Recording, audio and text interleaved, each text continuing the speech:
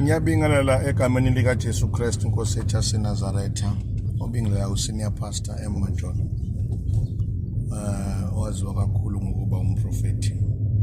Ngizoba mfishane nje kakhulu. Inkulumo yami namhlanje iyodwa kodwa ngicela ukudlula kulezi zinto ezimbili. Into engizokhuluma ngayo ngizokhuluma ngomfundisi okhuluma kabi ngendawo yaseNanda nenkosi yamaNazaretha under iChristian faith.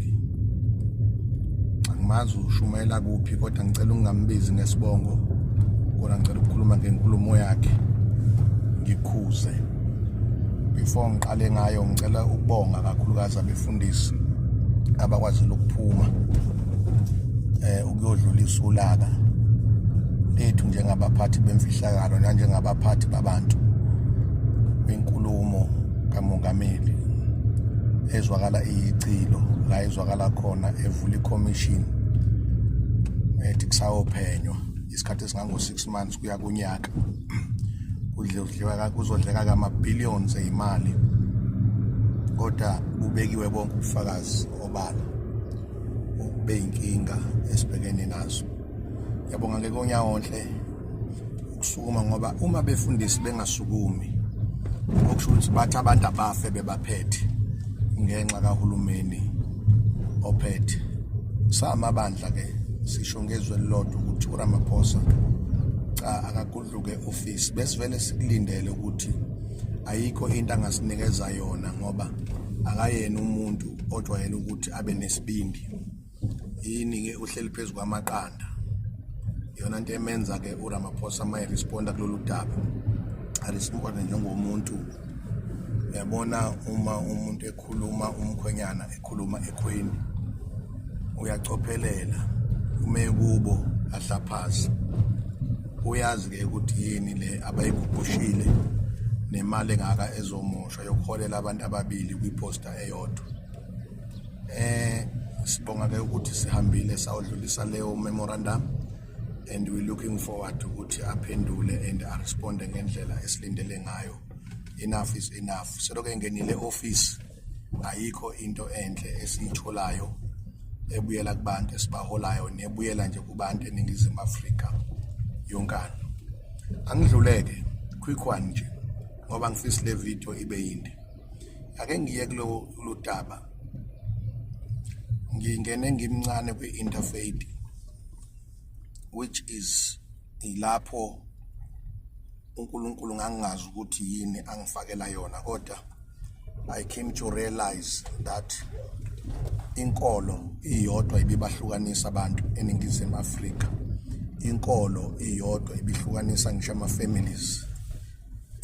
There's nothing wrong about inkolo but akuyona le ebekade yenziwa ukuthi kuhlukana ama-families.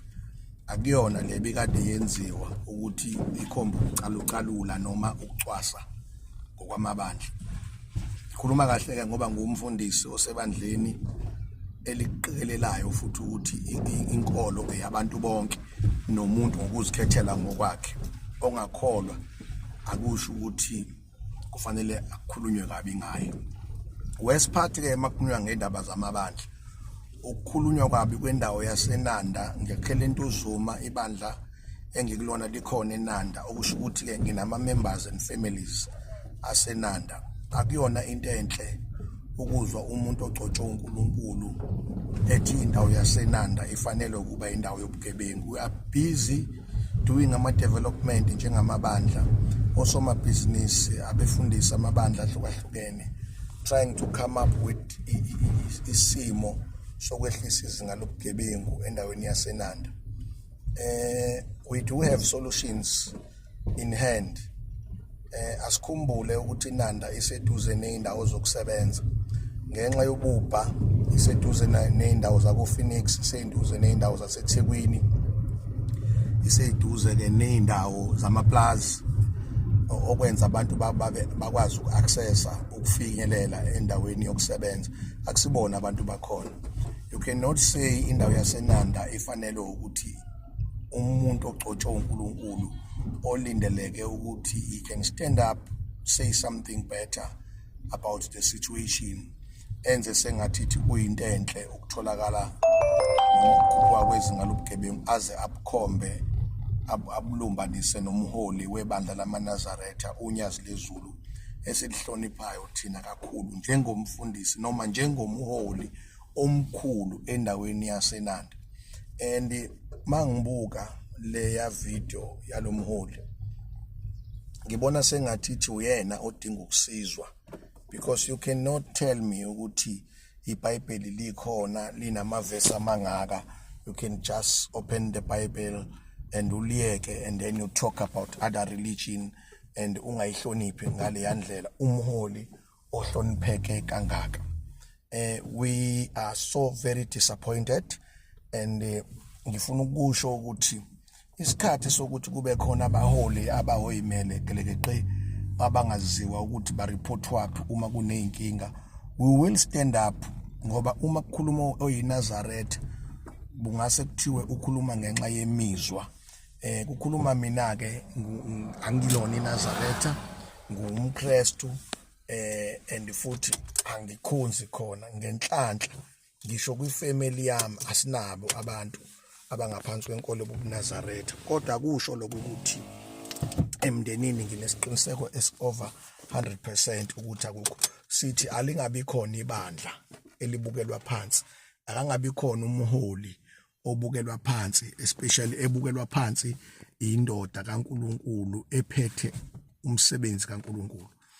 Siyaxwayisa ke ukuthi baba sicela wenze isixoliso uhoxise lama video whoever abamenzayo umholi and ebesenza ipublic apology ebandleni njengenceku kaNkulunkulu.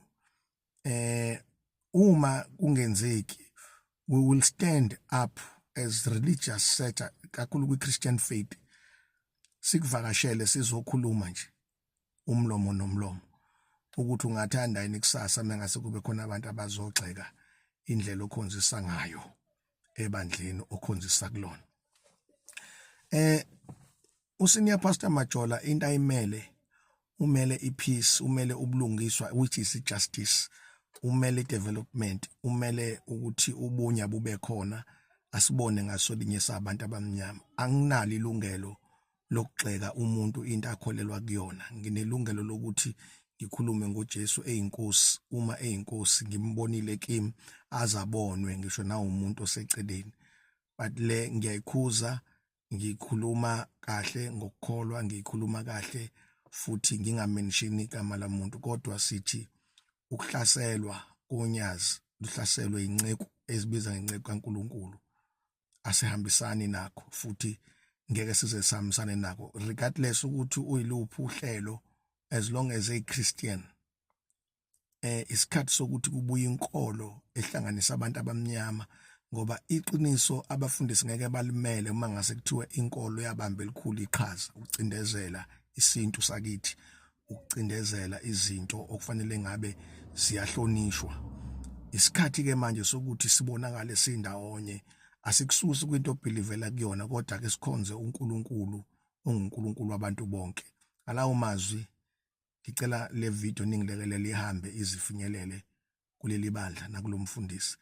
Umethanda angaphendula ngendlela aphendula ngayo ngoba uma epulpit, kodwa sizofika la ikhonzela khona singonyawonhle uma engayenzi ipublic apology ebandleni lamaNazaretha nakumholi wamaNazaretha unyazi lezulu, kanjalo nabahlali baseNanda abangazange bakhethe ukuba zigebengu. Njoba ngiveza lento yomsebenzi ingoba iNanda iqukethe bonke abantu abaqhamuke endaweni eziningi abasondelele umsebenzi. Awukwazi ukukhomba ngenjumbane indawo kube kunamabandla enza ama-program to try ukuthi kulungiswe isimo saseNanda, asingafaki uparafini emlilweni.